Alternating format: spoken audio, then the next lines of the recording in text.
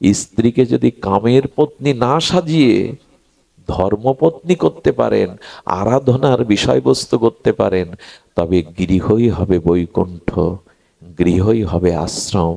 আর এই কথাই বলেছেন, গৃহেতে থাকিয়া যার হয় ভাবোদয়, সেই সে পরম সাধু জানিও নিশ্চয়। তবে যদি আপনি নিজের সমীক্ষা করতে চান, আচ্ছা, আপনি 2 বছর, 5 বছর, 10 বছর, 20 বছর ধরে সাধুসঙ্গ করছেন, আপনার পাপ ক্ষয় হয়েছে কিনা বুঝবার একটা উপায় বলি। ভুল প্রচার মাঝে মাঝে আমাদের মাঝে প্রচারিত হয় যে গৃহে বা সংসারে থেকে ভজন সাধন হয় না, কিন্তু কথাটি ঠিক নয়। সংসার ভক্তির বাধক নয়, সংসার ভক্তির সাধক। সেই সংসারই বাধক নয়, ভক্তির সাধক, মুক্তির সাধক যদি ভাবোদয় হয়। কি বলেছেন? সংসারে থাকিয়া যদি, এই ভাবোদয়টা কি? এটাই আজকের আমাদের কিছুটা আলোচনার বিষয়। ভাবোদয় কাকে বলে?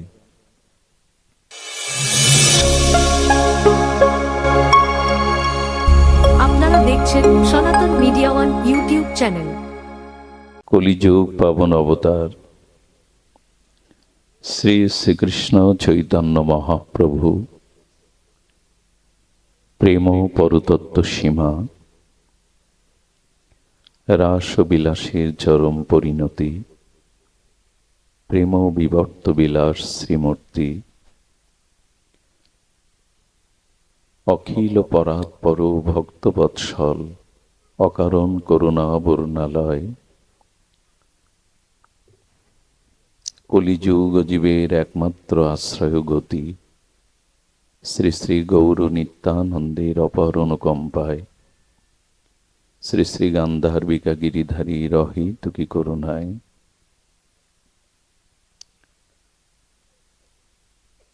যে স্থানে আমরা এই হরিকথার ভক্তিযজ্ঞের, অমৃতযজ্ঞের মঙ্গলময় আমাদের উপস্থিতি, আমাদের বড় গর্বের যে আমরা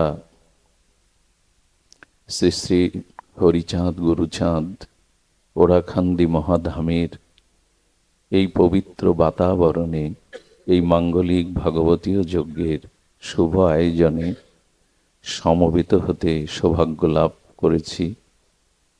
হরিকথার শুভারম্ভে অস্মাদীয় পরমারাধ্য জীবন সর্বস্ব জীবনধন প্রাতঃস্মরণীয় পরম বন্দনীয় শ্রী শিল গুরু মহারাজের রাতুল আতুল চরণারবিন্দে পরার্ধ কোটি দণ্ডবৎ প্রণতি।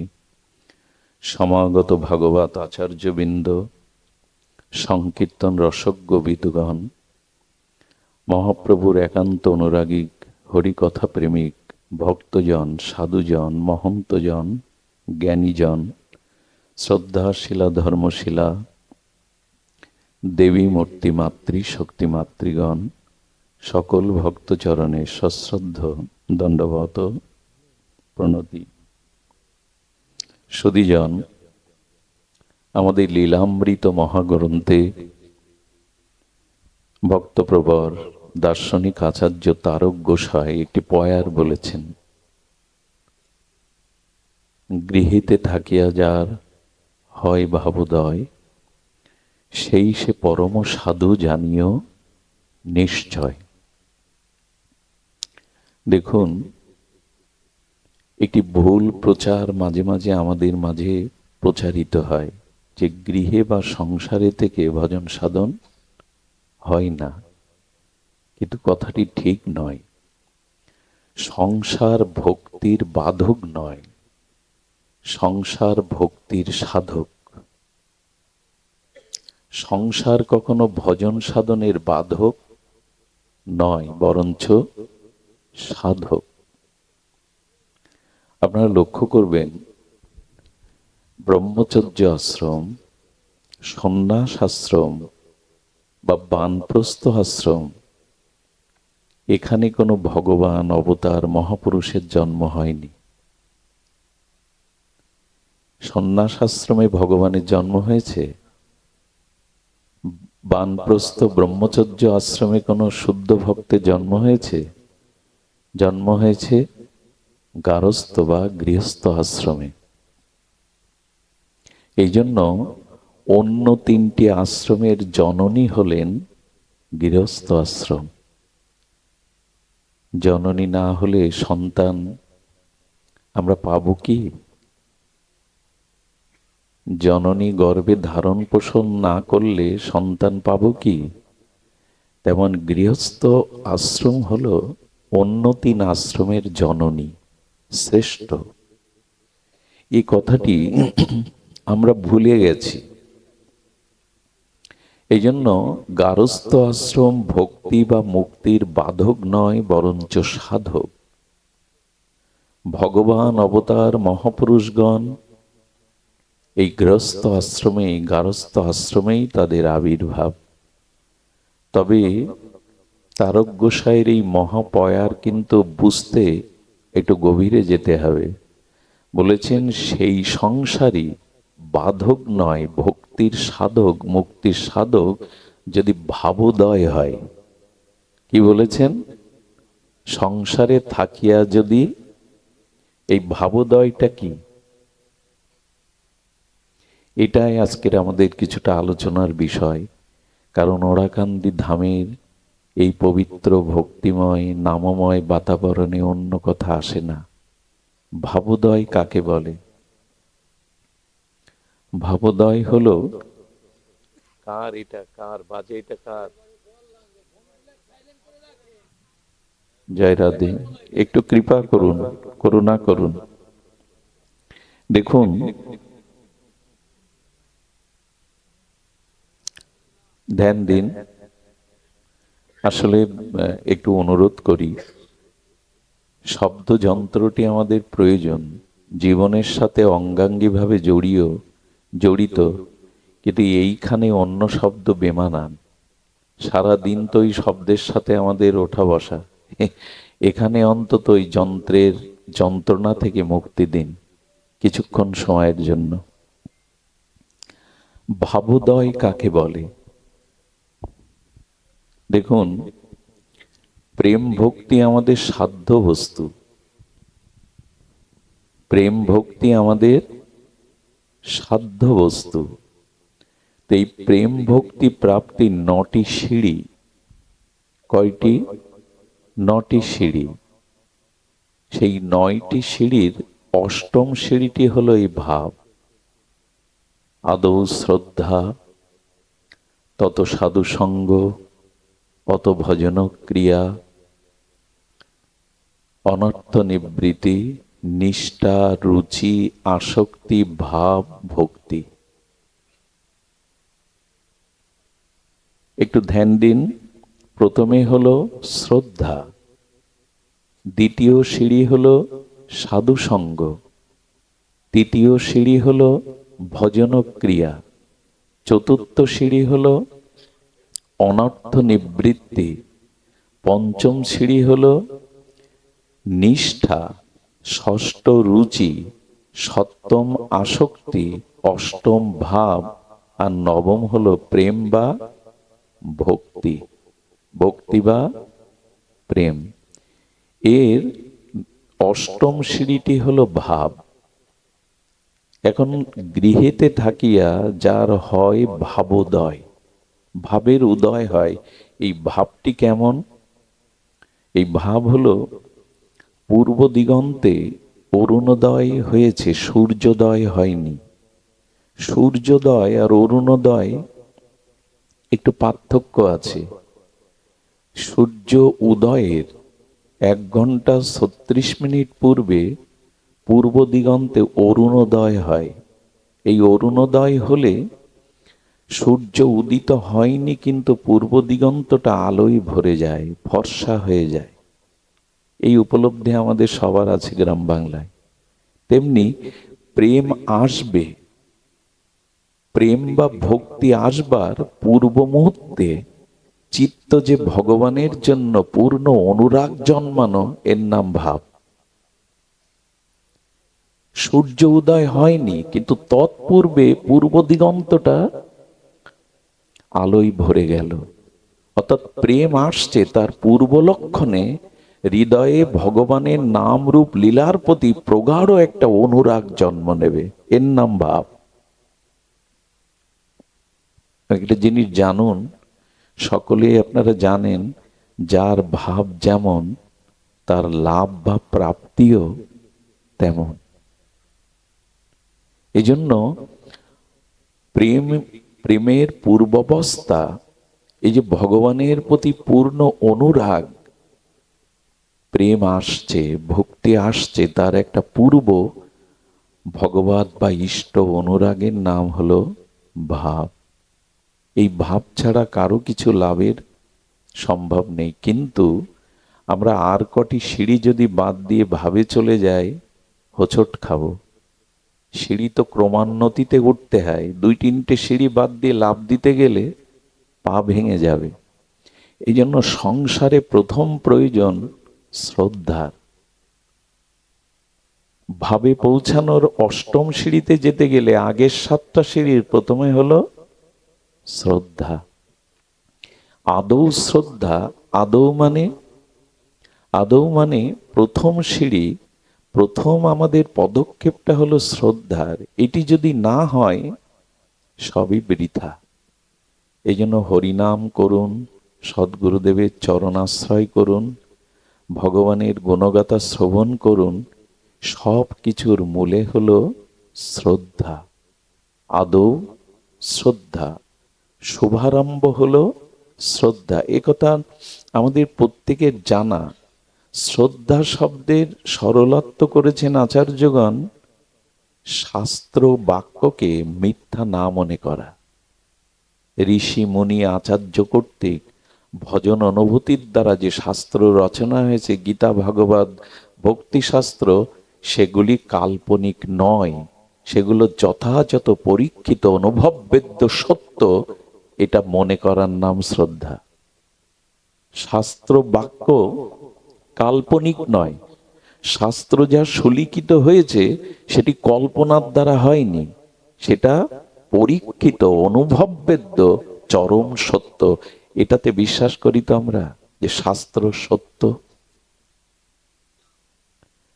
এই জন্য গীতা, ভাগবত, ভক্তিশাস্ত্রের কথাগুলি, বাণীগুলো চিন্ময়, অলৌকিক। এগুলি মিথ্যা নয়, এগুলো কাল্পনিক নয়, এগুলো গল্প উপন্যাস নয়। আমার বোধোদয়ে, আমার চিন্তা চেতনা মননে, আমার প্রজ্ঞা জ্ঞানে কমতি থাকতে পারে, কিন্তু শাস্ত্রকে না বুঝে এটি কাল্পনিক, এটি ভ্রম, এটি না মানার নামই হলো অশ্রদ্ধা। আর গুরু বা সাধু বাক্যকে সুদৃঢ় ভাবে মেনে নেওয়ার নামই হলো শ্রদ্ধা। যদি খুব লক্ষ্য করেন, সমাজে এই দুটি এখন খুব শিথিল হয়ে পড়েছে। নানান তর্ক, নানান বিতর্কের দ্বারা আজকে শাস্ত্রকে আমরা কাল্পনিক গল্প উপন্যাস বানিয়ে ফেলেছি। তো শ্রদ্ধা যার নেই, সে তো সিঁড়িতে পা দিতেও পারবে না। এই জন্য গুরু বাক্যে, সাধু বাক্যে সুদৃঢ় বিশ্বাস চাই। কেমন জানেন, আশ্রমে এক গুরু মহারাজ তার শিষ্যকে বলছে, একটা পচা হাড় পড়ে আছে, ওইটা মুখে করে ফেলে দিয়ে আয় তো। কোন প্রাণীর পচা গলা হাড় মুখে কেউ ফেলে? বলছেন ওটা ফেলে দিয়ে বললেই তো হাতে করে ফেলে দিতে পারে, পাত্রে করে, হলো মুখে করে ফেলে দিয়ে। শিষ্যটি গুরুগত প্রাণ, গুরু বাক্যে তার অস্খলিত নিষ্ঠা, গিয়েই মুখে করে ফেলে দিয়ে সে কাঁদছে। কাঁদছিস কেন? জীবনে অনেক চিন্ময় গন্ধ, অনেক আস্বাদ্য বস্তু জিহ্বায় দিয়েছি, কিন্তু যে প্রসাদ আপনি ফেলে দিতে বললেন তা ফেলবার জিনিস না, এক চরম আস্বাদিত আস্বাদনতে লেগে রয়েছে, আমি ভুলতে পারছি না। তার কি বোঝা গেল? গুরুদেব নিষ্ঠা শ্রদ্ধা দেখতে চেয়েছিলেন। ওই যে একবার দিতে বলছি কেন জানেন? একজন বলেছে অভ্যাসটা অনেক দিনের তো সহজে হবে না। একবার নয়, উলোধ্বনি নিয়ম হলো 7 বার বা 3 বার দেওয়া, কিন্তু ভাগবতের প্রতিটি শব্দ হলো মঙ্গল ধ্বনি। এই কথাগুলি কথা নয়। ভগবান আর তার বাণী বা তার লীলা এগুলি অভিন্ন। তো কি হয়েছে, ধ্যান দিন। এই জন্য ভগবানের মহাদিব্য বাণী যখন শ্রবণ হয়, তখন একবার দিলে হয় কি, ওই বাণীটা বাদ যাতে পড়ে না যায়। এটাও তো মঙ্গলধ্বনি, ওটাও মঙ্গলধ্বনি। এই জন্য কেউ ভুল ব্যাখ্যা করবেন না, এই বেটা একবার কেন বলতে বলে। আসলে হরি কথাটা যাতে কর্ণপুট হতে বাদ না যায়। ধ্যান দিন, একবার দিলেই শোভনীয়। তো কি বলা হলো, যে গুরুদেব তাকে দেখলেন, তার শ্রদ্ধাটা কেমন। এক গুরুদেব শিষ্যদের শ্রদ্ধাকে পরিমাপ করবার জন্য বললেন, ব্যান্ডেজ করেছেন পায়ে। আমার একটা মহা বড় ফোড়া হয়েছে রে, এটা পুজ রক্ত হয়ে গেছে। শিষ্যরা সব উদ্গ্রীব, প্রভু কোন ডাক্তার, কোন ঔষধ কার কাছে নিয়ে যাব বলুন। বলে এটা আমার প্রারব্ধ, এটা কোনো ডাক্তারে ঔষধে সারবে না, এতেই আমার মৃত্যু লিখিত। সবাই তখন বলছেন, গুরুদেব কোনো উপায় নেই? গুরুদেব বললেন, একটা উপায় আছে। এই ফোড়ার পুজ রক্ত পোকাকে চুষে যদি কেউ সেবন করতে পারে কোনো শিষ্য, তাহলে সারতে পারে। 5 মিনিট পরে দেখলেন একজন ছাড়া ওখানে কেউ নেই। শ্রদ্ধাটা আমরা মুখে বলি, এটা আসলেই আমাদের আছে কিনা, ভাব তো অনেক দূরে, ওটা অষ্টম স্তরে। আগে তো আদৌ শ্রদ্ধা। এক সরল 23 বছরের যুবক বলছেন আর কাঁদছেন, গুরুদেব এই সেবার ভাগ্য আমি পাবো? এই দেখুন, গুরুপতি শ্রদ্ধা, এই সেবার ভাগ্য আমি পাবো? বলেন, কি তুই এই পুজ রক্ত চুষবি? বলে, এর থেকে বড় সৌভাগ্য আমার জীবনে আর আসেনি। আজকে আমি সরল, লেখাপড়া জানি না, একরকম মূর্খ, আকাট মূর্খ, যদি আপনার এই সেবা করতে পারি। আসলে গুরুদেব পর্দাটা খুলে দিলেন। ও চোষণ করতে করতে 1, 2, 3 বার যখন চোষণ করেছেন, অষ্টসাত্ত্বিক প্রেমভাবেও ভাবিত হয়ে গেছে। অষ্টসাত্ত্বিক প্রেমভাবে দুলছে, কখনো হাসে, কখনো কাঁদে, কখনো ধুলায়। ওই যে অষ্টসাত্ত্বিক ভাব এলে যে লক্ষ্য নয়, কণ্ঠ রুদ্ধ হয়ে গেছে, নয়নে অশ্রু বাষ্প সজলিত হয়ে গেছে, কখনো হাসে, কখনো কাঁদে। ভাবাবেশে শ্রীগুরু শ্রীগুরু বলতে বলতে বাইরে দাঁড়ানো অন্য শিষ্যরা বলছে, তুই কি ওই পুজ রক্ত পোকা পান করেছিস? ওটা পুজ রক্ত নয়, ওটা অমৃত রস। সেই রস পান করে আমার হৃদয় যেন কেমন হয়ে গেছে। এই হলো শ্রদ্ধা গুরু বাক্যে। গুরু কাউকে পুজ রক্ত পান করাবেন? আমরা বুঝতে পারি না। আমরা আমাদের শ্রদ্ধাটা আজ অটুট নাই।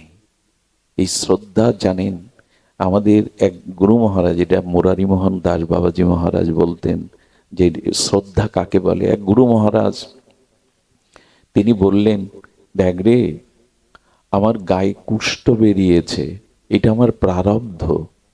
আর কুষ্ঠ যার গায়ে বেরোয়, তার ভগবত পূজা অর্চন এগুলির অধিকার থাকে না। তো আমি কাশীতে গিয়ে বাস করব, তোমরা তোমাদের মতো জীবন গঠন করো, ভজন করো। এক শিষ্য বলে বসলো, প্রভু আমাকে চরণ ছাড়া করবেন না, আমি আপনার চরণের দাস হয়ে জীবন যৌবন সমর্পিত করেছি, আমাকে সাথে নিন। কি বলবো আপনাদের, দীর্ঘ 1 বছর তিনি কাশীতে জঙ্গলের মধ্যে কুঠির করে গুরুদেবের জন্য ভিক্ষা করে রন্ধন করে সেবা করাতেন। গরম জল করে সেই ঘা পোকাগুলো মুছে দিতেন। কখনো ঘৃণা করতেন না। গুরুদেবের শিয়রে থেকে তাকে বাতাস বিজন করতেন। গুরুদেবের চরণ সেবা করে তাকে তন্দ্রা বা নিদ্রার জন্য সুখ দিতে চেষ্টা করছেন। দীর্ঘ 1 বছরে কাশীতে থেকে কোনোদিন গঙ্গা স্নানে বা বিশ্বেশ্বর বিশ্বনাথ ভগবানকে দেখতে যায়নি। গুরুদেবের চরণ সেবা করছে। ভগবান বিশ্বনাথ, কাশীর বিশ্বনাথ বলছেন পার্বতীকে, পার্বতী আমি একজনকে দর্শন করতে যাব। বলে, সারা পৃথিবীর প্রগতিবাদী ভক্তিবাদী জ্ঞানীরা কাশিতে আপনাকে দর্শন করতে আসছে, আপনি কাকে দর্শন করতে যাবেন? বলো গুরুগত প্রাণ, গুরুচরণে শ্রদ্ধা, ওই শিষ্যকেই আমি দর্শন করতে যাব। দেখুন গুরু ভক্তির মহিমা দেখুন।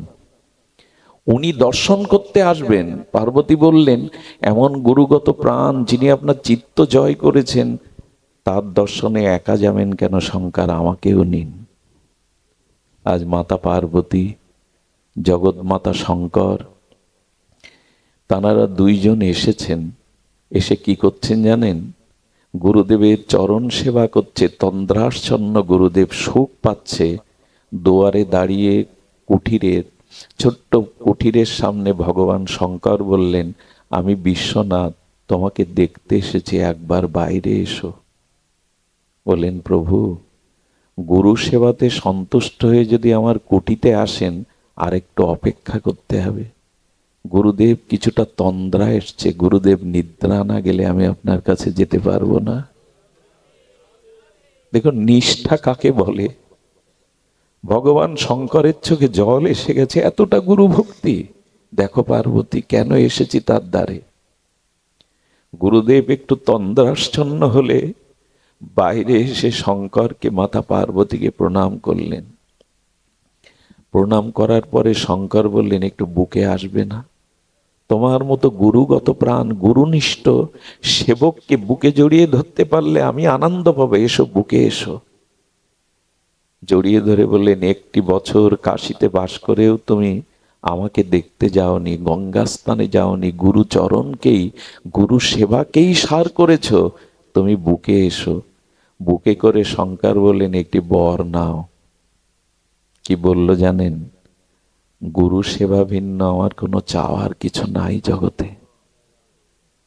যদি কিছু চাওয়ার থাকে আমি গুরুদেবের কাছ থেকে জেনে আসি। উনি যদি আদেশ দেন তবে চাই। নিষ্ঠা সহজে হয়, শ্রদ্ধা কি মুখের কথা? গুরুদেবকে জিজ্ঞাসা করলেন, গুরুদেব শঙ্কর পার্বতী এসেছে, কিছু চাইবো? বললেন, তুই তোর কিছু যদি চাওয়ার থাকে চেয়ে নে, তবে আমার রোগ নিরাময়ের জন্য কোনো কিছু যেন চাস না। বলেন, আপনার সেবা ছাড়া তো আমি অন্য কিছু চাই না। ভগবান শঙ্করের চরণে গিয়ে বললেন, আপনি আমাকে বর নয় আশীর্বাদ দিন, যেন জন্ম জন্মান্তরের গুরুদেবের চরণ সেবা করতে পারি। আর কিছু চাওয়ার নেই, আর আমার কিছু চাওয়ার নেই। গুরুদেব বললেন, চাইলি না কেন? তখনই গুরুদেব সম্পূর্ণ চিন্ময় দেহে জড়িয়ে ধরে বললেন, আমি দেখতে চেয়েছিলাম কোন শিষ্যের মধ্যে কতটুকু শ্রদ্ধা এসেছে। একটা জিনিস হয়েছে কি জানেন, সমাজে সব নকল হয়ে গেছে, মানে শ্রদ্ধাটাও লোক দেখানো, এতে এগোনো যায় না। ভাব তো অনেক দূরে। আদতেও শ্রদ্ধা যদি না থাকে, তবে শ্রদ্ধাটা যেন কপট না হয়, লোক দেখানো না হয়। এই শ্রদ্ধা যার জীবনে এসেছে, তার উন্মুক্ত হয়েছে ভগবৎ প্রেম ভাব, এই জগতের দুয়ার। তাছাড়া উন্মুক্ত হবে না। এই জন্য আসুন শ্রদ্ধার সহিত আমরা সাধু সঙ্গ করি। আবার এই সাধু সঙ্গ না করলে শ্রদ্ধাও উপচয় হবে না। সাধু সঙ্গ থেকে শ্রদ্ধা আসবে, শাস্ত্রীয় শ্রদ্ধা, আর শ্রদ্ধা থেকেই সাধু সঙ্গ আসবে। এই শীতার্ত পৌষের রজনীতে, এই কঠিন শীতকে উপেক্ষা করে যারা এসেছেন হরিকথা সাধু সঙ্গে, তাদের অনেক জন্মের শ্রদ্ধা সঞ্চয় আছে। না হলে আসেননি আপনারা, এমনি আসা যায় না। বহু জন্মের শ্রদ্ধা সঞ্চিত আছে আপনাদের, না হলে এখানে আসতেন না।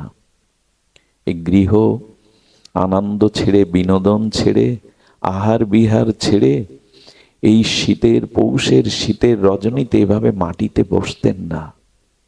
এটা বহু জন্মের সাধু সঙ্গকৃত শাস্ত্রীয় শ্রদ্ধা আপনাদের আছে। সাধু সঙ্গ কাকে বলে জানেন? খুব মার্মিক কথা হলো, আজকে যখন এখানে এসেছেন, এই সাধু সঙ্গ হরিকথার পরে যখন ফিরে যাবেন, তখন আপনি একটা অন্য মানুষ হয়ে যদি ফিরে যেতে পারেন, তার নাম সাধু সঙ্গ। আচ্ছা, আমার হাতটা আগুনে পুড়ে গেল, পূর্বের হাত আর আগুনের পোড়া হাত এক কি? এক হবে কি? আচ্ছা, একই তো আকাশে সূর্য, পূর্ব দিগন্তে উদিত সূর্যের আর মধ্যাহ্নকালীন সূর্য আর অস্তগামী সূর্য একই হলেও তাদের গতি, প্রকৃতি, রং, তেজ কি একরকম? একরকম না, অথচ একটাই সূর্য। ঠিক তেমনি যে মানুষটা আপনি এখানে এসেছিলেন, যখন ফিরে গেলেন তখন অন্য একটা মানুষ হয়ে ফিরে গেলেন, এরই নাম সাধু সঙ্গ। আমাদের তা হয়তো যে স্বভাব আগে ছিল, সাধু সঙ্গের পরে যদি সেই স্বভাব, আচ্ছা ধূপ যদি না পুড়ে গন্ধ না বিলায়, ধূপের সার্থকতা আছে? নাই। চন্দন যদি না ক্ষয় হয়, ওটি 100 বছর ঘরে রেখে দিলে চন্দনের সার্থকতা আছে কি? ক্ষয়ে ক্ষয়ে তো সুগন্ধ বিতরণ করবে। তা সাধু সঙ্গে এসে যদি আমার পূর্বের স্বভাব পরিবর্তনই না হলো, সাধু সঙ্গ হয়নি। একটা কিছু পরিবর্তন আসতেই হবে। যদি না আসে, বন্ধা রমণী যেমন মা ডাক শুনতে পায় না, মা হতে পারে না, তেমন সাধু সঙ্গে যার পরিবর্তন হয় না, তারও সাধু সঙ্গ হয়নি, বন্ধা মায়ের মতো। একটা পরিবর্তন হতেই হবে। আর এটির মূলে হলো হরিকথাতে অনুরাগ, শ্রদ্ধা, তবে হবে। একটা আলাদা পরিবর্তন আসতে হবে। সুধীজন, এই পরিবর্তনের নামই হলো সাধু সঙ্গ। আমাদের শাস্ত্রে বারবার বলেছে, গঙ্গা স্নান করলে নাকি পাপ দূর হয়, আর সাধু দর্শন করলেই পাপ দূর হয়। গঙ্গা স্নানের থেকে এর মহিমা অনেক বেশি। আর এই জগাই মাদাইকে প্রেমদাতা, দয়াল, করুণার আর্দ্র নিতাই বলছেন, তোদের একদিন গৌর প্রেম এমন হবে জগাই মাদাই, একদিন তোদের দর্শন করলে মদ মাংস নিয়ে পড়ে থাকতো, হেন অপকর্মহীন কর্ম নাই জগাই মাদাই করেনি। লোকের ঘরে আগুন দেওয়া থেকে শুরু করে মদ্যপান থেকে কি না হীন কাজ করেছে। ওদের একদিন নবদ্বীপে কেউ দেখলে গঙ্গা স্নান করে বাড়ি যেত। নিতাই চাঁদ এমন করুণা করেছিলেন, শোন তাহলে, তোদের দেখে মানুষ শুদ্ধ হওয়ার জন্য গঙ্গা স্নান করত, তোরা যে গৌর প্রেম পেলি, এবার তোদের দেখে আর কেউ গঙ্গা স্নানে যাবে না, ভাববে তোদের দেখেই গঙ্গা স্নানের ফল হয়ে গেছে, তোদের দর্শনেই গঙ্গা স্নানের ফল হয়ে গেছে। সুধীজন, সুধীজন, নিষ্ঠার কথা বলতে গিয়ে ঠাকুরের কথা মনে পড়ল। হরিচাঁদ ঠাকুরের শ্রীমন্দিরে শ্রীধাম ওরাকান্দিতে আসবেন এক ভক্ত। ভাই বোন মেলায় গেছে, গিয়ে না একটা তোতা পাখি কিনেছে।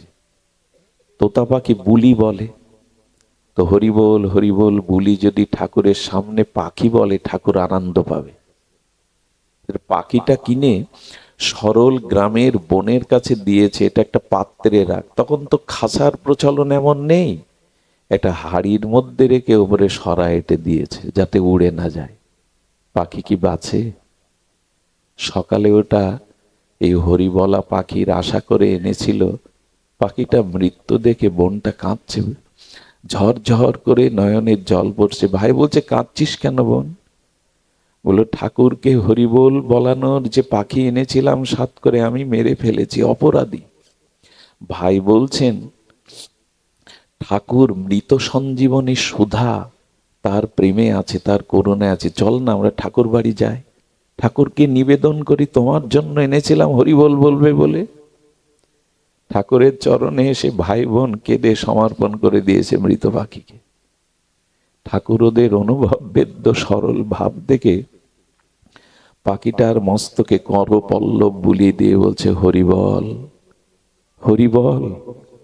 এই সঞ্জীবনী সুধার স্পর্শে সঙ্গে সঙ্গে পাখিটি প্রাণ ফিরে পেল।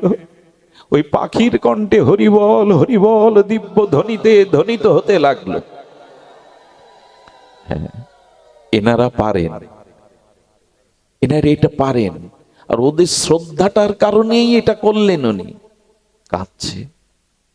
হ্যাঁ, এই জন্য আগেই বলছি যে শ্রদ্ধার সাথে যদি সাধু সঙ্গ হরিকথা কথামৃত শ্রবণ করতে পারেন, জীবন বদলে যাবে। কি হবে জানেন? অনর্থ ক্ষয় হবে, অনন্ত জন্মের পাপ অপরাধ এগুলি ক্ষয়। এই যে এখানে বসেছেন, এটি সাধারণ না।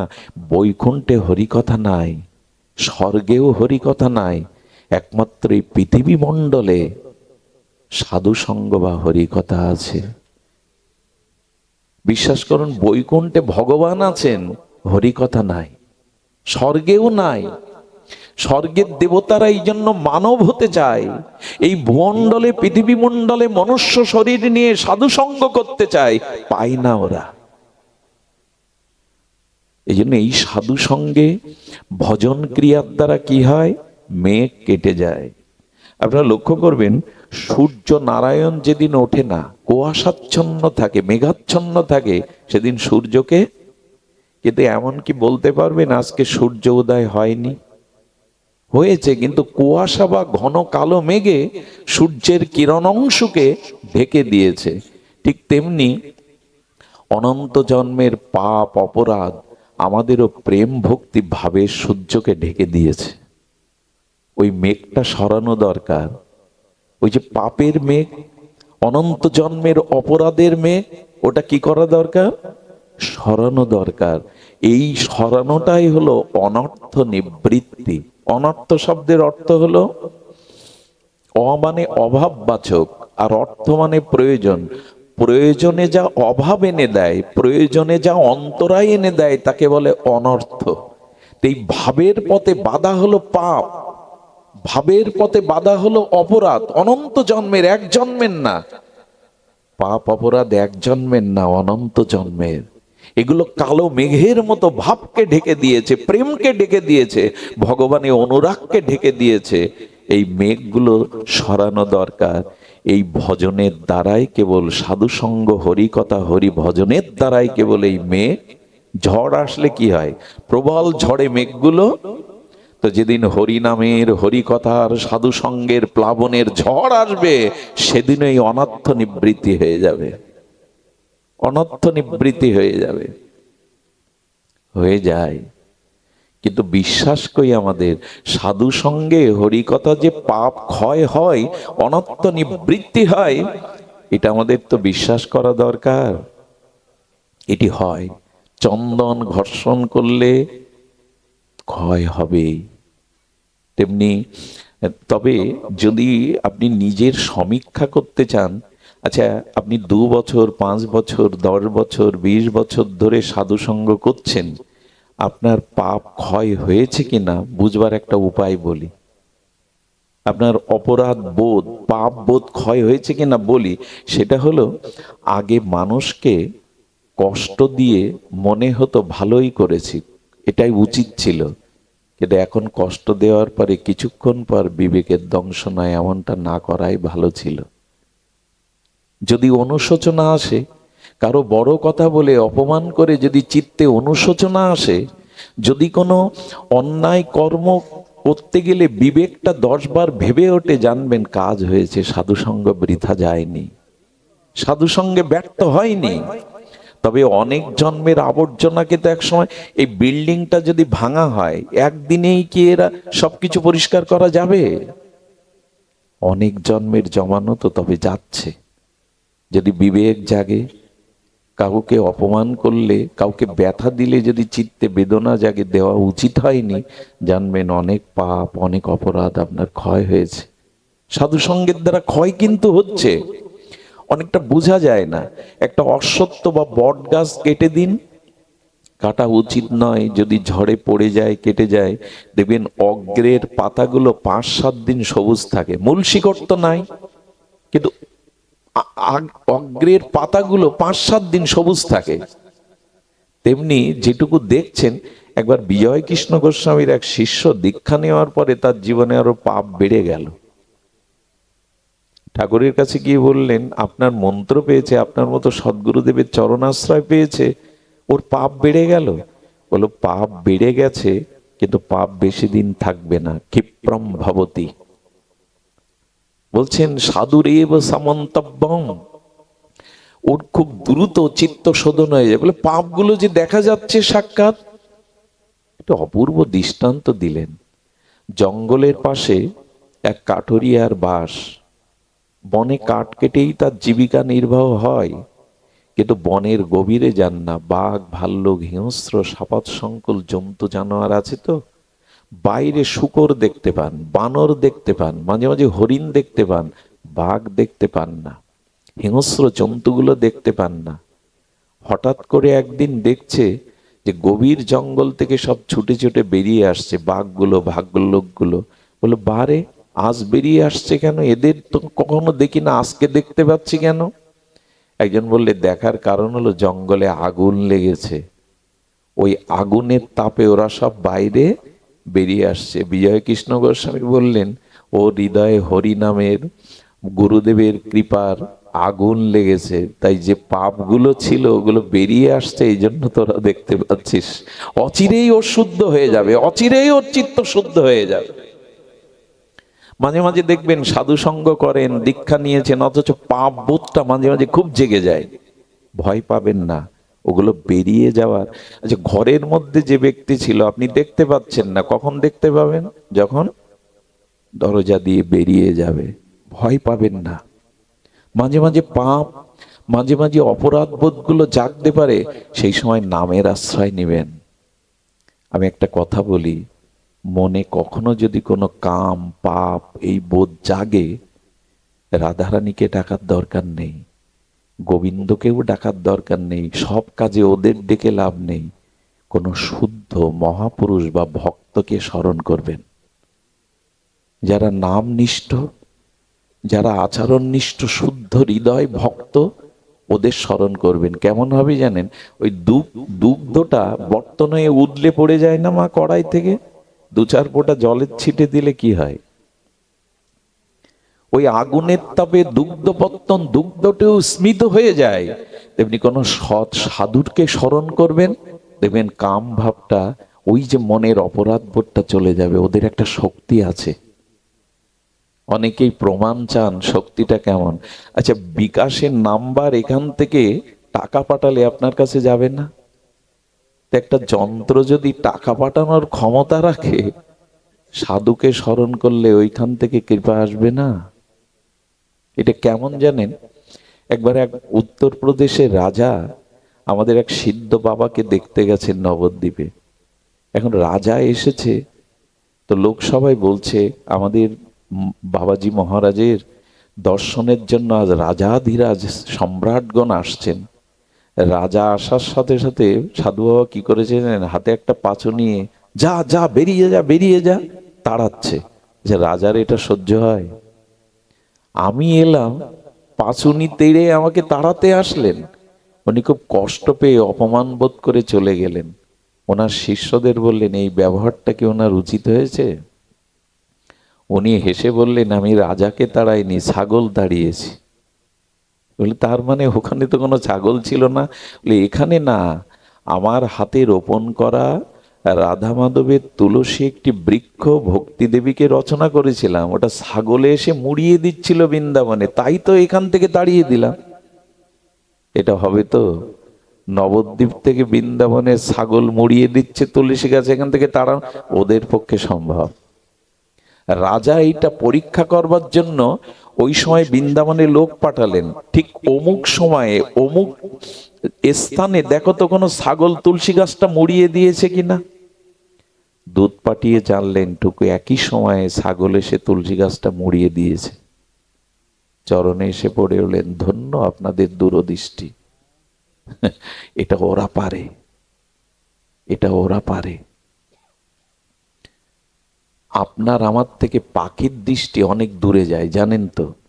সম্পাতি হনুমানকে বলেছিল, আমি সীতাকে অশোক কাননে দেখেছি 400 ক্রোশ দূরে। পাখির দৃষ্টি 400 ক্রোশ দূরে যায়, আপনার আমার যায় তো? যাবে না।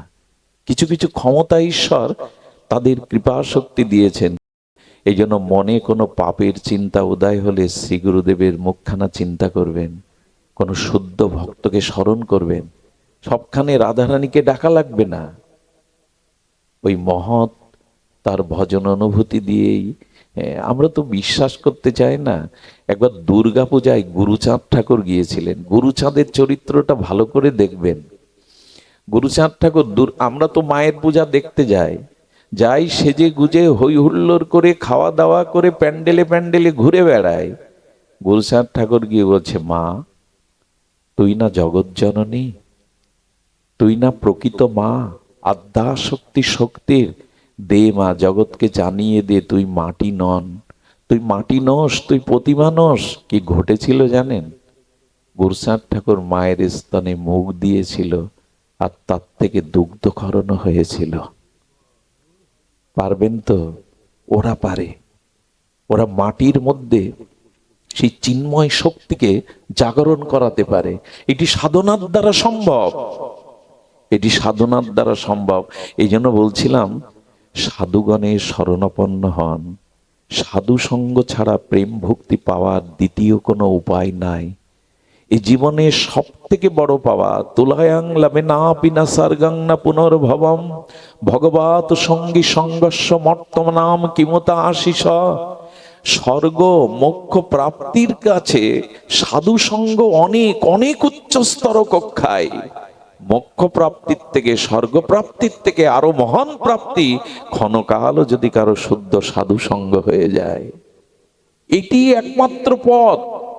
এই বর্তমান ক্ষয়ষ্ণু স্খলিত সময়ে সাধু সঙ্গ ছাড়া কোনো উপায় নাই। আর একটা কথা বলি, যার সঙ্গ যেমন তার রঙ্গও তেমন। যে যার সঙ্গ করে তার রঙ্গটা, তার ভাবটা তার ভিতরে রোগ ব্যাধির মতো সংক্রামিত হবে। দয়া করে সঙ্গ করতে গেলে নিজের থেকে অনেক ধাপ উপরে অনুভবী, চরিত্রবান, নিষ্ঠাবান সাধুর সঙ্গ করুন। আপনার সমান যারা, তাদের সঙ্গ করলে এগোতে পারবেন না, ওই জায়গায় দাঁড়িয়ে থাকবেন। আর আপনার থেকে যারা মানসিকতায় ভজনে এক ধাপ নিচু, তাদের সঙ্গ করলে আমি লিখে দিতে পারি আপনি এক ধাপ পিছিয়ে পড়বেন। এই জন্য আপনার থেকে যারা ভজন বেশি করে, যাদের চিত্তে অনুরাগ আছে, শুদ্ধ হৃদয়, তাদের সঙ্গ করুন, আপনি অনেক পথ এগিয়ে যেতে পারবেন। শুদ্ধ সাধু সঙ্গই, এরপরে অনর্থ নিবৃত্তি, এরপরে নিষ্ঠা আসবে, নিষ্ঠার পরে রুচি আসবে। রুচি কাকে বলে জানেন? ক্ষুধাকে রুচি বলে। এই দেখুন, ওই যে ভাবে যাচ্ছি তো আমরা, এক একটা সিঁড়ি বেয়ে যাচ্ছি, তো তার একটি হলো রুচি। এই রুচি মানে ক্ষুধা। দেখুন, বহুদিন জড়গ্রস্ত রোগীর পিত্তদোষে দুষ্ট হলে খাদ্য ভালো লাগে তো? খেতে ভালো লাগে? তিতো লাগে। কিন্তু যার জঠর অগ্নি জ্বলছে, ক্ষুধা প্রবল, তার কাছে খাদ্য দিলে কেমন লাগে? আচ্ছা, এখানে খাদ্যর কি পার্থক্য আছে না দুই ব্যক্তির রুচির পার্থক্য? একটু কথা বলুন, পার্থক্যটা কিসের? খাদ্যে তো পার্থক্য নাই, একই খাদ্য। একজনের রুচি হচ্ছে না অথচ ক্ষুধা আছে। রুচি নেই কেন জানেন? অনেক দিনে জড়গ্রস্ত ব্যক্তির পিত্তদোষে দুষ্ট জিহ্বা, খাদ্য তার কাছে রুচি নাই। যখনই দেখবেন হরিকথাতে ঘুম পাচ্ছে, ভগবানের কথায় চোখে জল আসে না, ভগবানের কথা শুনে হৃদয়টা গলে না, তখন জানবেন আপনার রুচি নেই। অনেক জন্ম এই অপরাধে পাপে রুচি আসেনি এখনো। ক্ষুধার্ত ব্যক্তির সামনে খাদ্য, আস্বাদ্য খাদ্য দিলে সে রুচিতেই খায়, ক্ষুধাতেই খায়। আরো দাও, আরো দাও। তেমনি ভগবানের নাম, ভগবানের কথা, সাধু সঙ্গ আরো যেন পায়, আরো যেন পায়, নিত্য নিরন্তর যেন পায়। এই ভাব যখনই আসবে, জানবেন আপনার রুচি এসেছে, রুচি এসেছে। এই রুচির আজ বড় অভাব, এই রুচির আজ বড় অভাব। নামে রুচি, মহাপ্রভু বলেছেন নামে যেন রুচি আসে। রুচি মানে ক্ষুধা, আরো নিত্য নিরন্তর যত পান করা যায়, নিত্য নিরন্তর যেন ক্ষুধা আরো বেড়ে যায়। একটা আশ্চর্য, তাই 3 বেলা ভোজন করতে অরুচি আসে না আমাদের। ভজন করতে অরুচি আসে কেন? এর মধ্যে এমন কেউ নাই, আজকে কোনো উপবাস না, এমন কেউ নাই যে আমরা 2 বেলা আহার করিনি। আহার করি 3 বেলা, মানে ভোজন করি 3 বেলা, ভজন 1 বেলাও করি না কেন? বলে রুচির অভাব, ক্ষুধা নাই। হরিদাস ঠাকুর বলেছিল, নামামৃত বিনে যদি খায় অন্ন পানে, তবু ভক্তের দুর্বল জীবন। জানো প্রভু, ভক্তরা অন্ন জল সবজি পেলেও, রুটি সবজি অন্ন পেলেও নিজেকে দুর্বল ভাবে, কারণ হরিনাম তো হয়নি। অন্নামৃত পেলে, অন্ন অমৃত পেলে তবু ভক্ত দুর্বল মনে করে, কারণ নামামৃত তো পান হয়নি, আত্মার খাদ্য তো দেয়া হয়নি। এরে বলে রুচি, আত্মার খাদ্য তো দেয়া হয়নি। এই জন্য আত্মা যে না খেয়ে খেয়ে শুকিয়ে মরতে বসেছে, কঙ্কাল হতে বসেছে, তাকে দিবেন না খাদ্য? এই হরিনাম হরি কথাই হলো আত্মার খাদ্য, যেটা এখন দিচ্ছেন আপনারা। এই দিচ্ছেন বিদায় এখন কোনো কারো মনে অসৎ চিন্তা বিকার এগুলো আসছে না। এগুলো আত্মা, আর কত দেহকে সাজাবেন, আত্মাকে সাজান। হরি কথা হরি নামে আত্মাকে সাজান। আত্মা সুন্দর করতে না পারলে, আত্মা তো সুন্দর, কিন্তু আপনার রুচি আসক্তি ভগবত ভজনের দ্বারা আত্মাকে পরিপাটি করুন। সব ঘরে গিয়ে দেখুন দেহ সাজাবার বস্তু, আত্মাকে সাজাবার বস্তু একমাত্র সাধু সঙ্গেই পাওয়া যায়। শুদ্ধ আত্মা পরিশুদ্ধ হয়ে ওঠে এই সাধু সঙ্গে। এই জন্য রুচি আনুন। এই রুচি যদি না আসে, তাহলে জানবেন ভক্তি অপরাধ এবং পাপের দ্বারা অন্তরায় হয়ে যাচ্ছে। রুচি বাড়ান। আমার কি মনে হয় জানেন, মাঝে মাঝে খেদ ওঠে। প্রথম দিন দীক্ষা পাওয়ার পরে গুরুমন্ত্রটা যে শ্রদ্ধায় রুচিতে জপ করেছিলাম, আজ 5 বছর পরে জপ করতে গেলে ওইরকম প্রথম দিনের মতো আসক্তি আসে না। তার মানে ভক্তি বাড়েনি, রুচি বাড়েনি, কমেছে। কমেছে। রুচি কেমন জানেন? হরিদাস ঠাকুরের প্রসাদ পাচ্ছে না 3 দিন। হরিদাস ঠাকুর কোনো প্রসাদ, গোবিন্দ দাস আনে আর ফিরিয়ে দেয়। মহাপ্রভু এসে বলছে, হরিদাস তোমার শরীর সুস্থ তো? বলেন, প্রভু শরীর সুস্থ, কিন্তু আমার মন অসুস্থ। কেন? বলেন, আগের মতো সংখ্যা নাম আর পূরণ করতে পারছি না প্রভু, বিদ্ধ হয়েছি তো। নাম না নেওয়াতেই হরিদাস ঠাকুর নিজেকে অসুস্থ বোধ করছেন। শরীরের সুস্থ অসুস্থতা তিনি ধার ধারেন না। তিনি বললেন, আগের মতো আর নাম সংখ্যা নাম পূরণ করতে পারছি না প্রভু। এই দিনই জগৎকে হরিদাস জানালো, শরীরের অসুস্থতা প্রকৃত অসুস্থতা নয়, ভগবানকে ভজন না করতে পারাই হলো অসুস্থতা।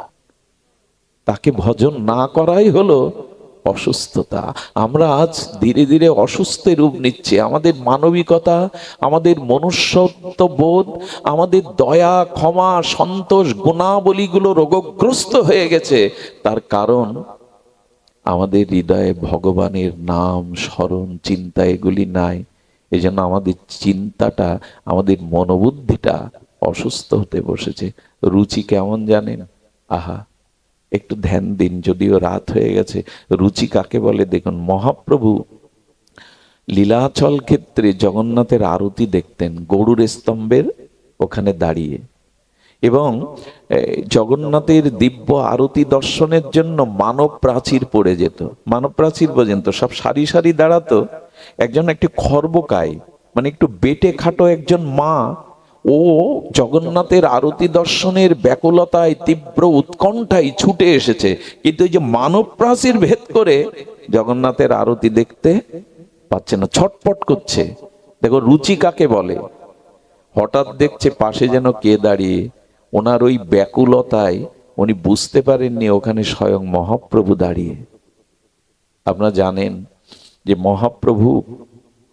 মহাপ্রভু ত্যাগ বৈরাগ্যের মূর্তি। ওনার এই কঠোর ত্যাগ বৈরাগ্য আমাদের শিক্ষার জন্য দিয়ে গেছিলেন। তৎসময় সন্ন্যাসের পরে উনি নারী মূর্তি দর্শনও করতেন না তেমন, কিন্তু সেই মহাপ্রভুকে একা দেখে ব্যাকুলতায় এই খর্বকায় মাটি কি করলো জানেন? পাঁচিলের উপরে একটা পা দিয়ে আর গৌরীর স্কন্ধে একটা পা দিয়ে আরতি দেখছে। মহাপ্রভুর স্কন্ধে একটা মা পা দিয়েছে।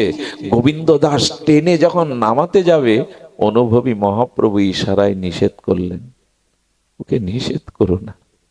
মাটি আরতি দেখতে দেখতে, জগন্নাথের রূপ ও মাধুর্য মহিমা দেখতে দেখতে সজল নয়নে ওনার অঙ্গ কাঁপছে। মহাপ্রভু ভাবছেন এই কম্পিত ভক্তির তরঙ্গে পড়ে যেতে পারে।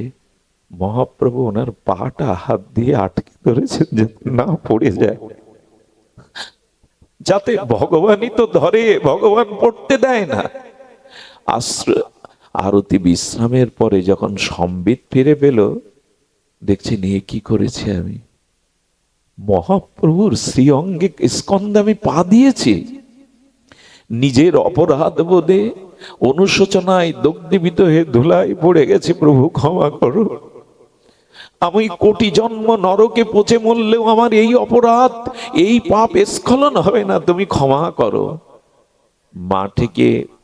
মাটি যখন এইভাবে হাত পেতে ধুলায় লুটিয়ে ক্ষমা পাচ্ছেন, মহাপ্রভু বলছেন, ওঠ মা, তুই আমার কাছে কি ক্ষমা চাইছিস, বরঞ্চ আমায় দে না। মহাপ্রভু হাত বাড়িয়েছে, আমায় দে না। জগন্নাথ দর্শনে তোর যে রুচি, তোর যে আসক্তি, ওটা আমারও নেই। দে মা, যেন জগন্নাথ দর্শনে আমারও ওই রুচি হয়। দে, আমাকে দে, ওই রুচিটা আমায় দে। আমরাও তো মন্দিরে ভগবান দেখি, গৌর হরি দেখি, ঠাকুরকে দেখি, আমরা সাক্ষাৎ দেখার মতো রুচি হয়তো তুমি দাঁড়িয়ে আছো। রুচি যদি না আসে, ভাব আসবে না, মুখে বললেই ভাব আসবে না। ভাব সাধারণ জিনিস না, ভাব এলো তো প্রেম এসে গেল, ভক্তি এসে গেল।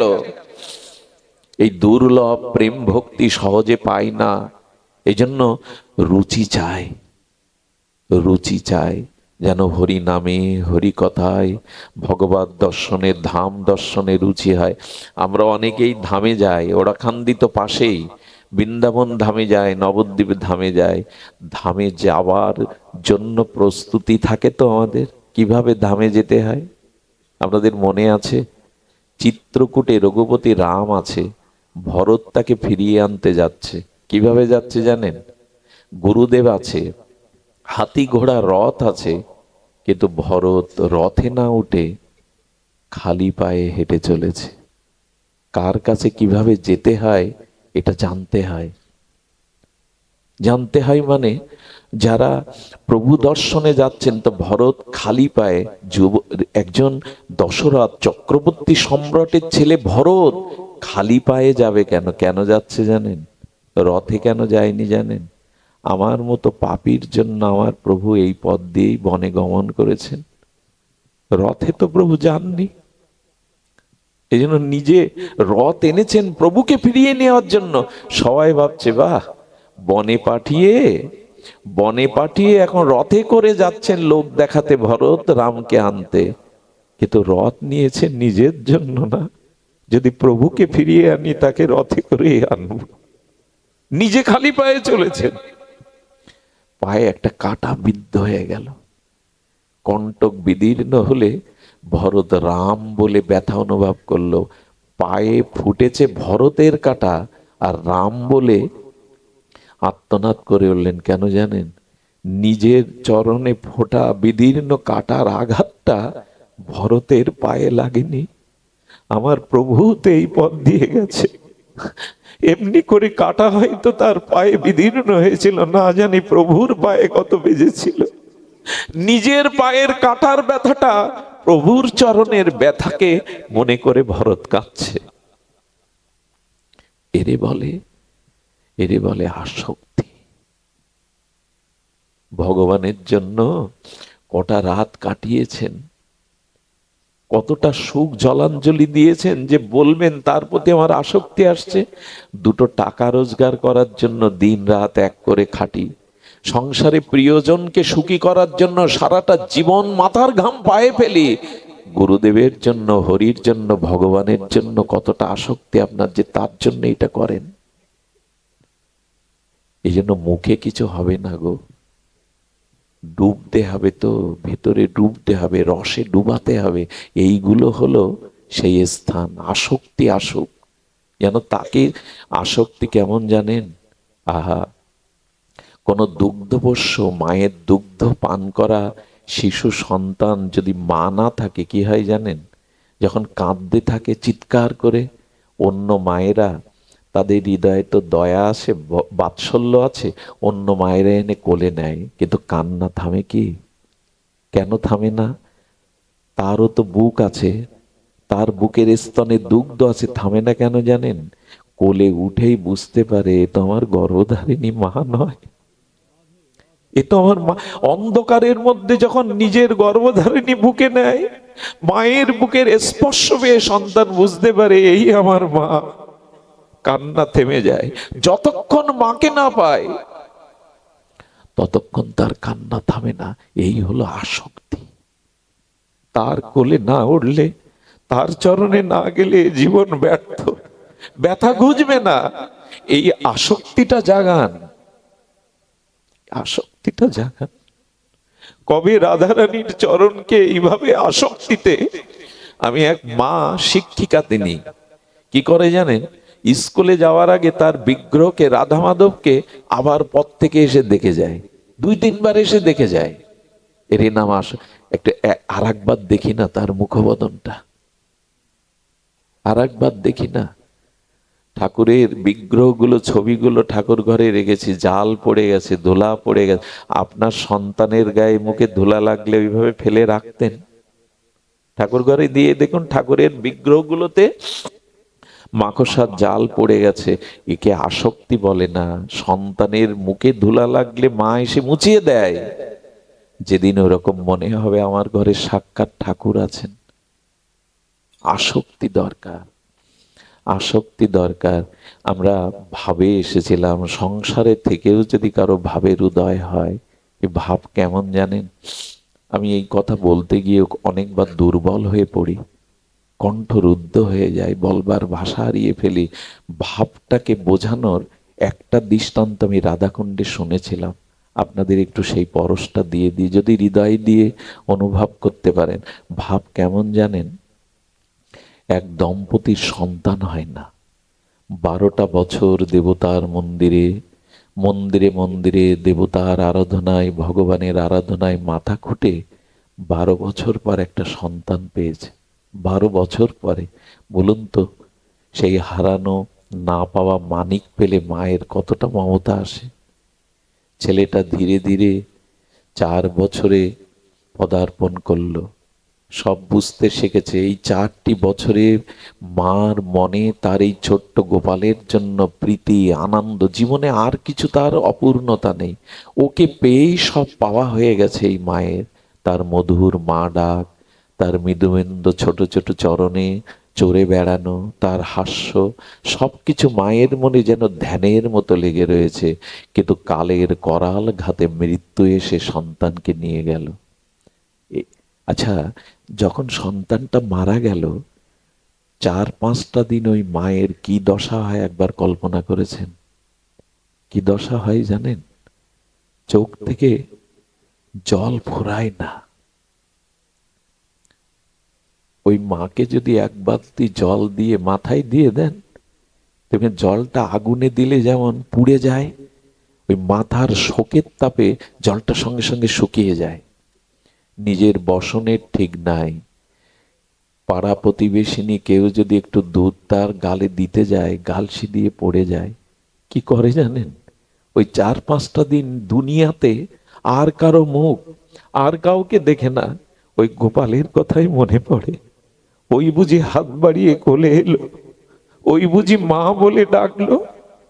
তার নয়নে, তার চিন্তনে, তার জগৎময় শুধু তার ওই সন্তানকে না আছে আহার, না আছে বিশ্রাম, না আছে নিদ্রা। ওই ওই একটু কল্পনা করুন না, ওই 4-5 দিন ওই মায়ের কি, ওটি আমরা বুঝবো না। ওই যে দশাটা, এরে বলে ভাব।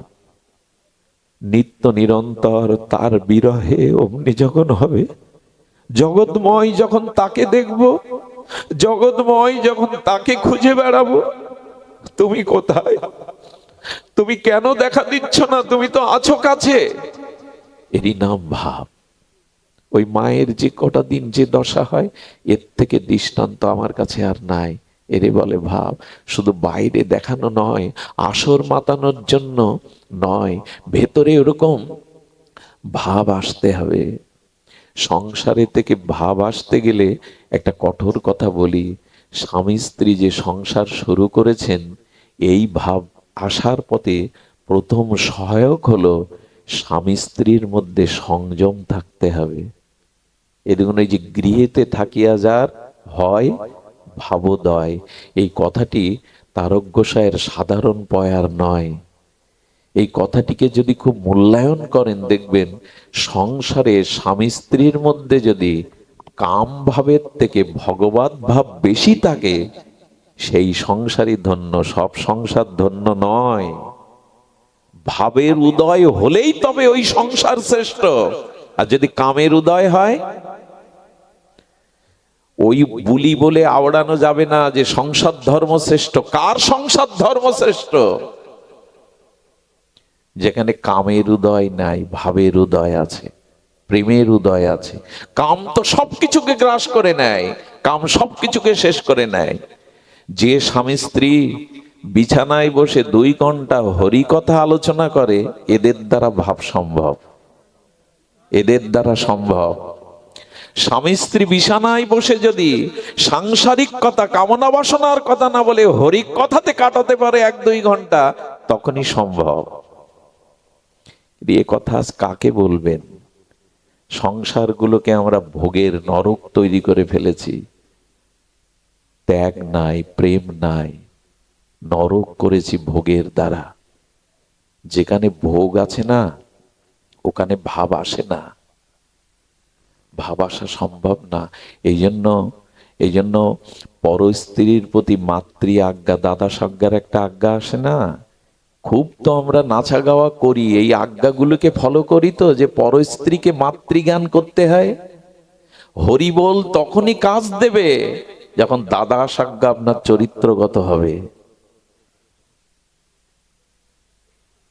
আমি জানি না, আমার আলোচনার একটা বিষয়বস্তু মনে করেছিলাম, কিন্তু এটা তো ধামের বাতাস লাগছে, এই জন্য বারবার ঠাকুরের কথা আসছে। আমি কোনো মহাপুরুষের নিন্দা আমার জ্ঞান তো কখনো করি না, কারণ করা উচিত নয়। তো এই জন্য কেন জানি না আমার সামনে অন্য একটা বিষয় খোলা, কিন্তু কেন জানি না উনি ওই যে পাঠ করলেন, গৃহেতে থাকিয়া যার হয় ভাবোদয়, ওই শব্দটা আমার বুকে বিঁধে গেল বর্ষির মতো। তো এই ভাব কখন আসবে? বিবাহোত্তর জীবনে স্বামী স্ত্রীর মধ্যে যদি ভজন থাকে, বিছানায় যদি স্বামী স্ত্রী কৃষ্ণ কথার আলোপনে কাটায়, তবে জানবেন ওখানে ভাব আসবার সময় হয়েছে, ওই সংসার সার্থক হতে চলেছে। কিন্তু আমরা তো সেই শিক্ষা নেইনি, আমরা তো সেই পথে যাই না। অভিশপ্ত কাম আমাদের পুড়িয়ে, কামকে আগুন বলা হয়, সব পুড়িয়ে দেয়, সব পুড়িয়ে দেয়। দেহের ভেতরে যদি না যেতে পারেন, আত্মা রমণ যদি না হয়, তবে দেহের, হ্যাঁ, শুধু সন্তান, সুসন্তান তপস্যার দ্বারা উৎপাদনের জন্যই। দেখুন আমাদের ধর্মে স্ত্রীকে কি বলে জানো মা? তোমরা জানো, কিন্তু তোমাদের আবার বলছি, স্ত্রীকে বলে ধর্মপত্নী। আমাদের বেদের ভাষায় স্ত্রীকে কি বলে? কোথাও পেয়েছেন স্ত্রীকে কামপত্নী বলা হয়? স্ত্রী স্বামীর ধর্ম কাজে সহায়তা করে তাকে যুগল চরণে পৌঁছে দেবে, এই দায়িত্ব নিয়েছে বলে সে ধর্মপত্নী, কামপত্নী নয়। স্ত্রী জাতি জগতে 2 প্রকার। স্ত্রী জাতি জগতে বিদ্যারূপ স্ত্রী আর অবিদ্যারূপ স্ত্রী। যারা নিজের রূপ যৌবন ভোগ বিলাসে স্বামীকে নিচে টেনে নামায়, ভগবত ভজন হতে, যুগল চরণ হতে নিজের রূপ যৌবনে ভোগের দিকে টেনে নামায়, এরা অবিদ্যারূপ স্ত্রী। আর যারা স্বামীর সহমর্মিতা, ধর্মের অর্ধাঙ্গিনী হয়ে দুজনে মিলে ভগবত চরণের দিকে স্বামীকে এগিয়ে দেয়, ভোগের দিকে না, ত্যাগের দিকে, ভজনের দিকে, এরা বিদ্যারূপ স্ত্রী। একটি পুরুষের জীবনে রাজ্য লাভ করাও যত বড় লাভ না, এ জাতীয় সহধর্মিনী, ধর্ম সহায়িকা স্ত্রী পাওয়া একটা পুরুষের জীবনে সব থেকে বড় পাওয়া। পুরুষের সম্পদ হলো এমন একটা স্ত্রী পাওয়া। রামকৃষ্ণ পরমহংসদেব হতে পারতেন না মা শারদা পাশে না থাকলে।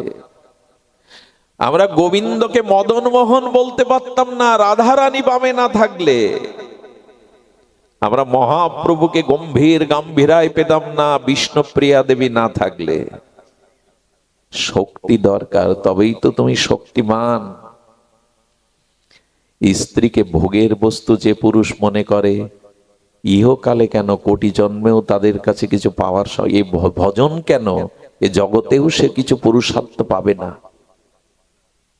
এই জন্য স্ত্রীকে ভোগের বস্তু না মনে করে তাকে ধর্মের সহমর্মিতা মনে করুন। ধর্মপত্নী বলা হয়, কামপত্নী বলা হয় না মায়েদের। তবে এই জন্য চাই সদ্গুরুদেবের চরণাশ্রয়, সাধু সঙ্গ, নিত্য নিরন্তর ভজনে রত থাকা। ছোট্ট একটা লীলা বলেই আজ পাঠ সমাপ্ত করি।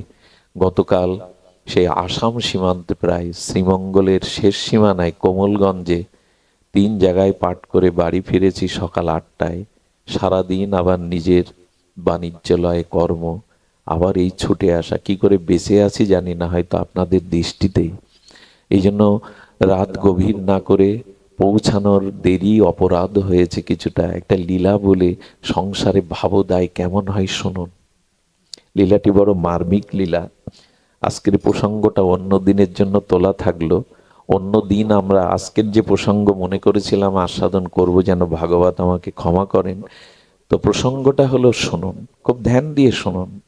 আমাদের রামচন্দ্র কবিরাজের কথা শুনেছেন, দাদাজিরা কীর্তন করেন, নরোত্তম সঙ্গমাগে রামচন্দ্র সঙ্গমাগে নরোত্তম দাস।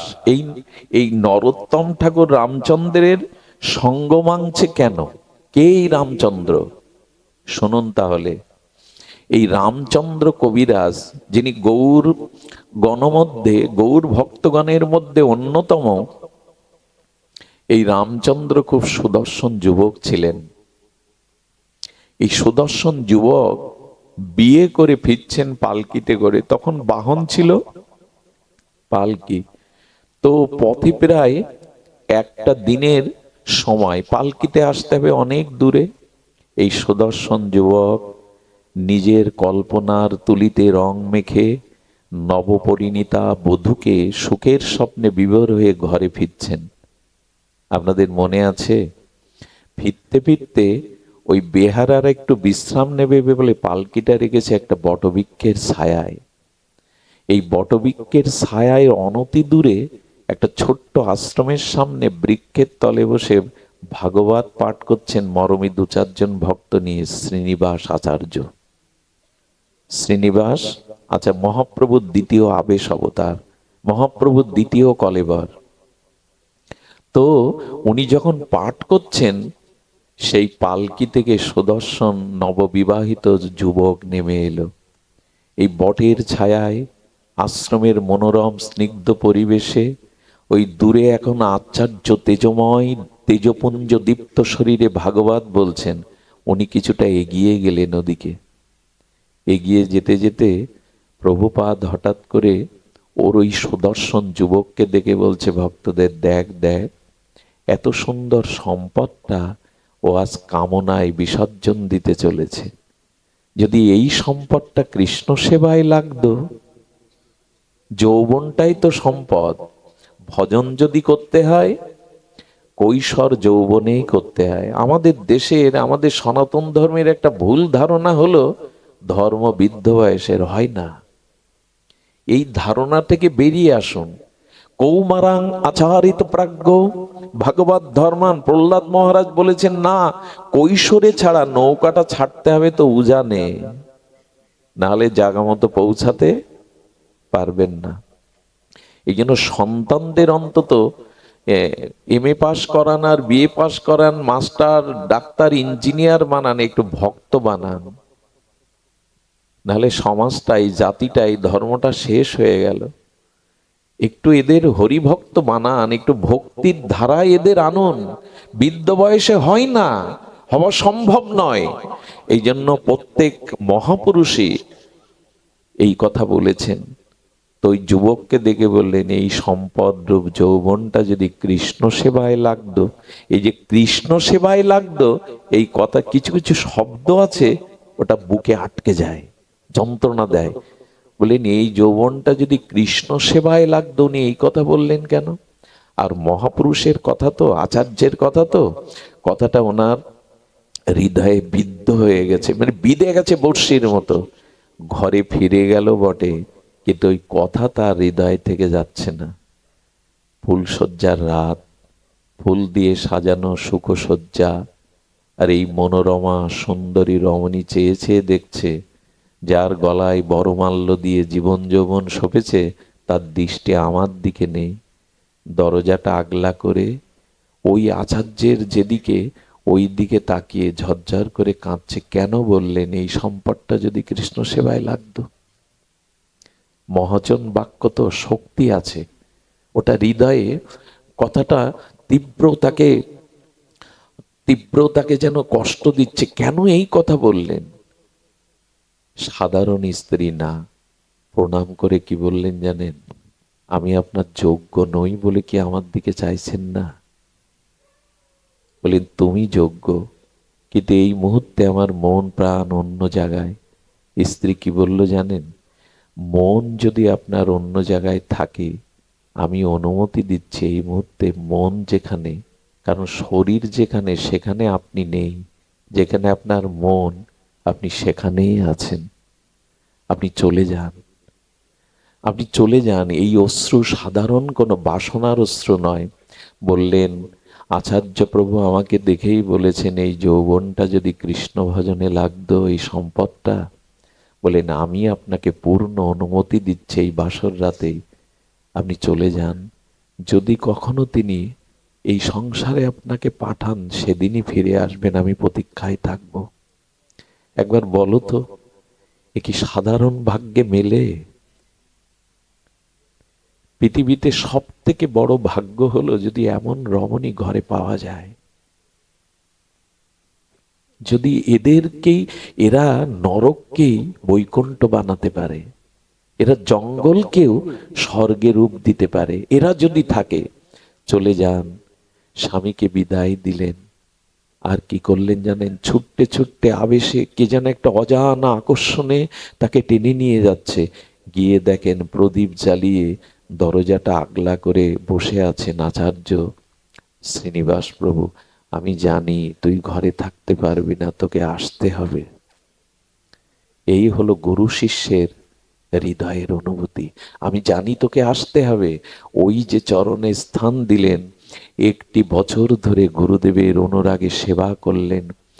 ঝাড়ু দিতেন আঙিনাটা, সকালে সন্ধ্যায় ঝাড়ু দিতেন। গুরুদেব 1 বছর পূর্ণ হলে বলে, কিরে রামচন্দ্র, যে নবপরিণত বধূকে বাসর রাতে ফেলে এলি, তার কথা তোর মনে নেই? দেখুন, এই বলছেন তার কথা তোর মনে নেই? যা যা, আমি অনুমতি দিচ্ছি, বধূর কাছে ফিরে যা, সে পাঠালে আবার চলে আসিস, যা। গুরুদেবকে বলছেন আপনার চরণ ছেড়ে কোথাও যাওয়ার ইচ্ছা করে না। বলে না রে, তার কাছে ফিরে যা, সে যদি অনুমতি দেয় আবার আসিস। দুরু দুরু বুকে, দুরু দুরু ভয়ে এক একটা পা ফেলছে। কেন জানেন? যদি আটকে দেয়, যদি সংসারে আটকে দেয়। গৃহে এসে কি দেখলো জানো মা? তুলসী তলায় আলতা পায়ে, গলে আঁচল দিয়ে ভক্তি দেবীর কাছে প্রার্থনা করছে। সে যেখানে আছে যেন গুরু চরণে সেবা নিয়ে থাকতে পারে, যেন ভজনে থাকতে পারে। এই তুলসী তলায় এখন আর মায়েদেরকে আমরা দেখি না। এটা আগেকার ঠাকুরমারা দাঁড়াতো। সেই দৃশ্যটা মনে পড়লেও বুকটা হাহাকার করে ওঠে। ওই পূর্বপুরুষের উদ্দেশ্যে প্রতিদিন তারা তুলসী তলায় প্রদীপ জ্বালতো। এই দৃশ্যগুলো হারিয়ে গেছে। আমরাও অনেকটা সেই দৃশ্য থেকে সরে আসতে আসতে, আজকে তো সন্ধ্যাটাও ভালো করে দেয়া হয় না ঘরে। আমরা মনে করি কি 3টে শঙ্কে ফু দেওয়া আর ওই একটু জল ছিড়ানোই মানে সন্ধ্যা। সন্ধ্যা কাকে বলে জানেন? ভগবানকে সন্ধান করার নামই হলো সন্ধ্যা। ভগবানকে সন্ধান করার নামই হলো ভক্ত ভগবানের সন্ধি মিলনের নাম সন্ধ্যা। 3টে শাকে ফু দিলাম, এতেই সন্ধ্যা হয়ে গেল, এরকম না। সন্ধ্যাবেলা একটু হরিনাম করো, সন্ধ্যাবেলায় ঠাকুরের সামনে একটু করতাল ঝাঁঝ বাজিয়ে, ওতে রোগ শোক অভিশাপ দূর হবে। সন্ধ্যা মানে 3টে শঙ্কে ফু দেওয়া না। তুলসী তলায় এই প্রার্থনা দাঁড়িয়ে দাঁড়িয়ে শুনে রামচন্দ্রের চোখে জল। আজও সেই প্রার্থনা করছে আমার জন্য। পেছনে তাকিয়ে দেখে তার প্রাণের দেবতা তাকে নিজের হাতে রন্ধন করে ভোগ লাগিয়ে প্রসাদ পাওয়ালেন। বিছানায় যখন বসিয়েছেন তখন রামচন্দ্রের বুকটা দুরু দুরু করে উঠল, আমাকে বেঁধে ফেলবে না তো? কি করলো জানেন? হাতটা জড়িয়ে ধরে এই সহধর্মিনী বললেন, আজকের রাতটা আপনি এই 1টি বছর ধরে যেভাবে গুরু সেবা ভগবত সেবা করেছেন আমাকে একটু শোনাবেন? আজকের রাতটা না ঘুমিয়ে আপনি একটু গুরুদেবের ভজন মহিমা, বিগ্রহ ভজন মহিমা একটু শোনান না আমাকে। সারা রাত স্বামী স্ত্রী মিলে গুরু মহিমা, ভজন মহিমা, আরাধনা মহিমা বলতে লাগলো। যখন পাখির কলকুঞ্জনে ভোর হয়েছে তখন তাড়াতাড়ি বলছেন, আমাকে বিদায় দাও, আঙিনাটা ঝাড়ু দেওয়ার সেবা আমার, ওটা আমি আর কাউকে ভাগ দেব না। যাওয়ার আগে প্রণাম করার সাথে সাথে দুজন দুজনকে ভক্ত বেশে আলিঙ্গন করলো। ভক্ত আবেশে, ওখানে কাম নাই, ওখানে দেহ বিষয় নাই। যখন আলিঙ্গন করেছে মায়ের ললাটে রক্তিম সিঁদুর ওনার মুখে লেগে গেছে। রামচন্দ্র ছুটতে ছুটতে এসে ঝাড়ুটা যখন নিতে যাবে দেখছে, আহা, দেখছে ঠাকুর নরোত্তম ওর কাজটা করছে, ঝাড়ু দিচ্ছে। নরোত্তমকে গিয়ে বললেন, এ সেবাটা আমার, আমায় দাও ঝাড়ু। মুখের দিকে তাকিয়ে দেখে বধূর সিঁদুর মাখা। বললেন, কোথায় গিয়েছিলে? সংসারে, স্ত্রীর কাছে। বেরিয়ে যাও, তোমার মুখ যেন এই প্রভাতে না দেখি। এসে বলছেন, বন্ধু কেন তাড়িয়ে দিচ্ছ? গুরুদেবী আজ্ঞা দিয়েছিল যেতে, তাই তো গিয়েছিলাম। বলে, মুখে মুখে কথা করে অপবিত্র কথাকার, বেরিয়ে যাও। যদি না যাও আমি তোমাকে ঝাড়ু পেটা করব, অধিকার আছে তো? বন্ধু, আমি তো কোনো অপরাধ করিনি, কেন সেবা বঞ্চিত করছো? এই দেখুন সেবার অনুরাগ দেখুন। সঙ্গে সঙ্গে ঝাড়ুটা পিঠে মারল। বেরিয়ে যাও, তোমার মতো অপবিত্রের মুখ কেন এই আশ্রম অঙ্গনে এসেছো? নদীর ধারে গিয়ে কাঁদছে আর বলছে, গুরুদেব কেউ না জানুক, তুমি তো জানো আমি শুদ্ধ, আমি অপবিত্র নই, তুমি তো জানো গুরুদেব। তবে আমিও মান করে থাকলাম, তুমি না ডাকলে আমি তোমার চরণে যাব না, এখানেই বসে মরে পড়ে থাকবো। নদীর তীরে অনুরাগে অভিমানে বসে বসে কাঁদছে গুরুদেব। এদিকে কি ঘটেছে জানেন? এই লীলাগুলি লীলা নয়, আমাদের জীবনের একটি পথ। একেই বলে ভাব, একেই বলে অনুরাগ। এটা না হলে প্রেম হয় না। রামচন্দ্র বসে বসে গঙ্গার তীরে কাঁদছে, এদিকে নরোত্তম শ্রী গুরুদেবকে স্নান করাবে বলে ডাকতে গেছে। গুরুদেব উঠুন, স্নানের সময় হয়েছে। বলে, আমাকে ডেকো না, গায়ে বড় ব্যথা। যেই না গায়ে হাত দিয়েছে গুরুদেব, উফ, ব্যথা অনুভব করে বলছে, গায়ে হাত দিও না। চাদরটা সরিয়ে দেখে ঝাঁটার দাগগুলো গুরুদেবের গায়ে। প্রভু, কে আপনাকে আঘাত করলো? একটু আগে তো তুই মারলি ঝাড়ু দিয়ে। আমি মেরেছি তো ওকে, সিঁদুর মেখেও আশ্রম। আরে তুই জানিস না ও কে? সারা রাত ধরে ও ভক্ত আবেশে হরি কথা বলে কাটিয়েছে। ওটা প্রেমের অনুরাগের সিঁদুর, অপবিত্রতার চিহ্ন নয়। সর্বস্ব আমাকে দিয়েছে। এই হলো গুরু শিষ্য। মারল একজনকে, ফুটে উঠেছে অন্যের গায়ে। গুরুদেবের এই ব্যথায় নরোত্তম ঠাকুর, আমি গুরুকে ঝাঁটাপেটা করলাম। ওর চরণে গিয়ে পড়েছে। এই জন্য তো নরোত্তম বলছে, যেন যদি কোনো জন্ম হয় আবার যেন রামচন্দ্রের মতো সখা পায়, আবার যেন তার মতো ভজন বন্ধু পায়। রামচন্দ্র সঙ্গ মাগে নরোত্তম দাস, জন্মে জন্মে যেন। এই জন্য জীবনে একজন ভালো ভগবত ভক্তের সঙ্গ পাওয়াটা খুব দুর্লভ, খুবই দুর্লভ। সুধীজন, জীবনে একজন ভালো ভগবত সঙ্গ রাখুন, সে আপনাকে পিছনে টেনে ধরবে না, এগিয়ে নিয়ে যাবে। সুধীজন, নরোত্তম ঠাকুর গিয়ে চরণে পড়েছে, ওকে ফিরিয়ে এনে গুরুদেবের বুকে দিয়ে দিলেন, কিন্তু নিজে কি করলেন জানেন? এই হাতে গুরুদেবকে আমি আঘাত করেছি, এই হাত আমি রাখবো না। সন্ধ্যায় ঘরে দোর দিয়ে আগুন জ্বালিয়েছে, এই হাত আমি পোড়াবো। যে হাত দিয়ে গুরুদেবের শ্রীঅঙ্গে আমি ব্যথা দিয়েছি, এই হাত পোড়াবো। যেই না আগুন জেলে হাত আগুনে দিতে যাবে, দুয়ারের এপার থেকে গুরুদেব বলছেন, আমি আর এদেশে থাকবো না, আমি আর এদেশে থাকবো না, এদেশে বিচার নেই। এদেশে সকালে একজন ঝাড়ু মারে, রাতে একজন হাত পড়ায়, ওরে তোর হাত পুড়লে যে আমার হাত পুড়বে, এদেশে বিচার নেই, এদেশে আমি থাকবো না। যেই বলেছেন দরজা খুলে দিয়ে চরণে, ওরে তোর হাত পোড়ালে যে আমার হাত পুড়বে। যদি গুরুগত প্রাণ হতে পারেন না, দুই প্রাণ এক করতে পারেন, তখন এটি হয়। এই হলো ভাবের সংসার। স্ত্রীকে যদি কামের পত্নী না সাজিয়ে ধর্মপত্নী করতে পারেন, আরাধনার বিষয়বস্তু করতে পারেন, তবে গৃহই হবে বৈকুণ্ঠ, গৃহই হবে আশ্রম। আর এই কথাই বলেছেন, গৃহেতে থাকিয়া যার হয় ভাবোদয়, সেই সে পরম সাধু, জানিও নিশ্চয়। আজ এইটুকুই, আজকের মতো হরি কথার এখানেই বিশ্রাম। শ্রী গুরু প্রেমানন্দে গৌর হরি বল। জয় রাধে, জয় রাধে।